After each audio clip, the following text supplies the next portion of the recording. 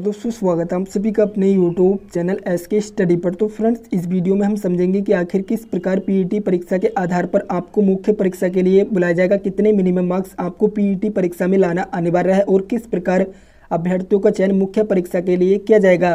साथ ही किस प्रकार का सिलेबस है और एग्जाम डेट के अतिरिक्त सभी प्रकार के डाउट को लेकर इस वीडियो में डिस्कस करेंगे। तो फ्रेंड्स, वीडियो में लास्ट तक ज़रूर बने रहें जिससे कि आपके यह सभी डाउट क्लियर हो जाएंगे। चाहेंगे जिन भी परीक्षार्थियों ने अभी तक अपने यूट्यूब चैनल को सब्सक्राइब न किया हो तो चैनल सब्सक्राइब जरूर करें, जिससे कि प्रत्येक लेटेस्ट अपडेट का नोटिफिकेशन आपको सर्वप्रथम प्राप्त हो जाएगा।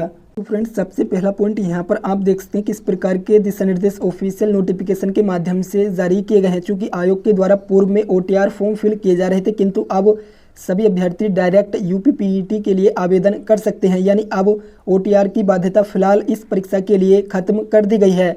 इसको लेकर यहाँ पर आप देख सकते हैं जिसमें आयोग द्वारा भविष्य में विज्ञापित पदों हेतु आयोजित की जाने वाली किसी भी प्रारंभिक अथवा मुख्य प्रतियोगितात्मक परीक्षा में प्रतिभाग करने व उसके लिए आवेदन करने हेतु एक बार की पंजीकरण यानी OTR किया जाना अनिवार्य होगा। परंतु इस संबंध में आयोग द्वारा अभ्यर्थियों की सुविधा हेतु एक बार की पंजीकरण की बाध्यता इस प्रारंभिक अर्हता परीक्षा 2021 के लिए समाप्त की गई है। यानी केवल इसी परीक्षा के लिए समाप्त की गई है और प्रत्येक 6 मंथ बाद आपकी यह प्रारंभिक परीक्षा कंडक्ट की जाएगी और आगे जितनी भी यह परीक्षाएं कंडक्ट की जाएंगी उसके लिए आपको OTR करना अनिवार्य किया जा सकता है, किंतु अब आप डायरेक्ट पीईटी के लिए आवेदन कर सकते हैं। दूसरे पॉइंट में ऑनलाइन आवेदन की तिथि से संबंधित सूचना दी गई। वहीं बात की जाए तीसरे पॉइंट को लेकर तो फ्रेंड्स, ऐसे अभ्यर्थी जिनके पास पीईटी का स्कोर कार्ड रहेगा केवल वही अभ्यर्थी मुख्य परीक्षा के लिए आवेदन कर सकेंगे और ऐसे कैंडिडेट जिनके पास पीईटी का स्कोर कार्ड है वह यह दावा नहीं कर सकते कि उनका चयन किसी भी भर्ती परीक्षा में कर लिया गया है। चूँकि मुख्य परीक्षा के लिए आयोग द्वारा सिलसिलेवार तरह से नोटिफिकेशन अपडेट किया जाएगा। पॉइंट नंबर 5 में शैक्षणिक अर्हता के बारे में सूचना दी गई है। मिनिमम क्वालिफिकेशन यहाँ पर हाई स्कूल या समकक्ष या उससे उच्च शैक्षणिक अर्हता धारित करने वाले अभ्यर्थी आवेदन कर सकते हैं।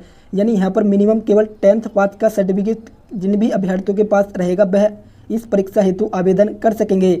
जिन्होंने प्रारंभिक अर्हता परीक्षा की परीक्षा दी हो के द्वारा ऑनलाइन आवेदन किया जाएगा। इनमें से प्रारंभिक अर्हता परीक्षा के स्कोर के आधार पर शॉर्ट लिस्ट किए गए अभ्यर्थियों हेतु यथावश्यक मुख्य परीक्षा, कौशल परीक्षा या शारीरिक परीक्षा आदि का आयोजन कराया जाएगा।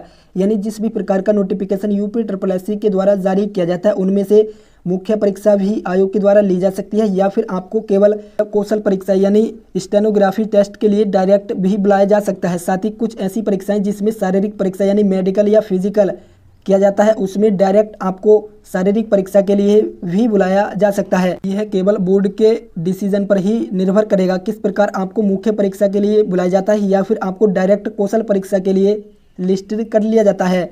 यहाँ पर नोट कर एक जानकारी दी गई। यहाँ पर यह स्पष्ट किया गया है यदि किसी भी प्रकार का नोटिफिकेशन आयोग को प्राप्त होता है जिसकी शैक्षणिक अर्हता 10वीं पास से कम है यानी 8वीं या 5वीं को लेकर किसी प्रकार का नोटिफिकेशन यदि आयोग को प्राप्त होता है तब उसके लिए अधिसूचना अलग से जारी की जाएगी। यानी उसके लिए पीईटी का किसी भी प्रकार का बाउंडेशन अभ्यर्थियों को नहीं दिया जाएगा। उसके लिए डायरेक्ट कौशल परीक्षा या शारीरिक परीक्षा के लिए किन्हीं भी कैंडिडेट को बुलाया जा सकेगा। पॉइंट नंबर 10 पर आप देख सकते हैं प्रारंभिक अर्हता परीक्षा में प्रतिभाग करने वाले अभ्यर्थियों का स्कोर परीक्षा परिणाम आयोग की वेबसाइट पर अपलोड किए जाने की तिथि से 1 वर्ष तक मान्य रहेगा। यानी जिस भी दिन आपका रिजल्ट जारी किया जाएगा उस तिथि से 1 वर्ष तक आपका स्कोर कार्ड मान्य रहेगा। उस बीच में जितनी भी भर्ती परीक्षाएं आयोग के द्वारा आती हैं उसमें आप आवेदन कर सकेंगे। सिलेबस को लेकर यहाँ पर यह सूचना आप देख सकते हैं जिसमें एक क्वेश्चन 1 नंबर का काउंट किया जाएगा। टोटल 100 क्वेश्चन आपके प्रश्न पत्र में रहेंगे जिसके लिए 2 घंटे का समय और 1/4 की नेगेटिव मार्किंग रहेगी। पाठ्यक्रम में किस प्रकार के सवाल दिए गए हैं यहाँ पर आप देख सकते हैं। सामान्य हिंदी व अपठित गद्यांश पर आधारित कुल 15 क्वेश्चन यानी सामान्य हिंदी के 5 और अपठित गद्यांश के 10 कुल 15 क्वेश्चन हिंदी से संबंधित पूछे जाएंगे।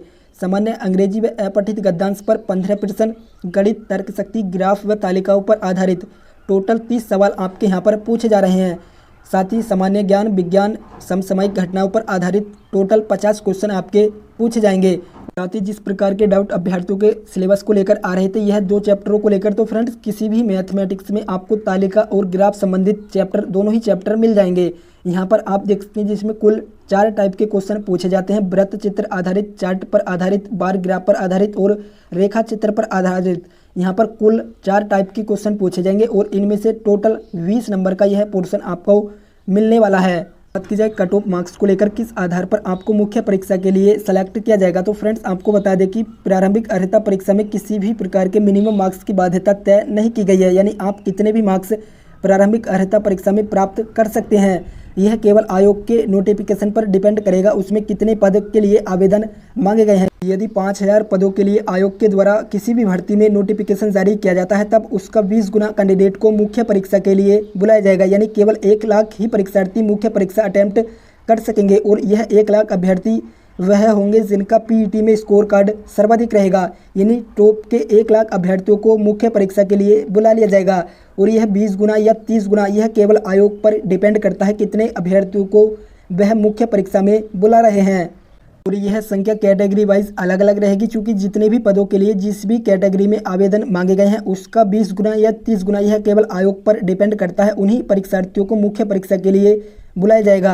बात की जाए एग्जाम डेट को लेकर कब तक आपकी परीक्षा कंडक्ट की जाएगी, तो फ्रेंड्स कोविड-19 में भी काफ़ी हद तक गिरावट देखी गई है। इसके साथ ही जिस प्रकार की सूचनाएं न्यू एग्जाम डेट को लेकर जारी की गई हैं, आपको बता दें कि अगस्त में 26 अगस्त या 29 अगस्त को आपकी परीक्षा का आयोजन किया जा सकता है। इसके अतिरिक्त यदि आपका किसी भी प्रकार का कोई भी डाउट हो तो आप कमेंट कर जानकारी ले सकते हैं। जिन भी अभ्यर्थियों ने चैनल सब्सक्राइब नहीं किया हो तो चैनल सब्सक्राइब जरूर